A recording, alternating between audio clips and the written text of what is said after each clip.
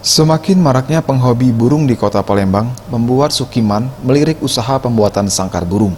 Ia mengaku semakin banyaknya penghobi burung di kota Palembang membuatnya kebanjiran orderan.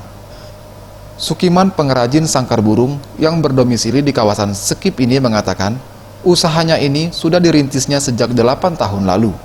Ia menggunakan kayu jati untuk pembuatan sangkar burung ini. Sangkar burung yang dijual memiliki beberapa ukuran, mulai dari 30 x 40 cm sampai 40 x 60 cm.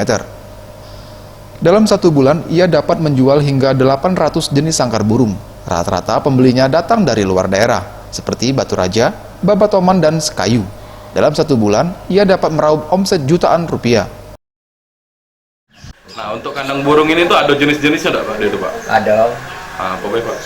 Untuk kaca jenisnya yang manjang, yang ukuran yang paling besar 40 x 35 jadi. Selanjutnya yang petak kalau ukurannya yang paling besar itu 40 45 lah, 45. Yang paling besar. Ukuran 45. Untuk burung-burung bahan-bahan murai kan nah itu. Itu 40 x 45 gitu. 40 x 45. Nah, ini untuk kayunya itu pakai kayu apa nih, Pak? Kita ambilnya dari Jawa, kayu jati. Memang kayu jati dia, Pak. Weli AF, Sriwijaya TV.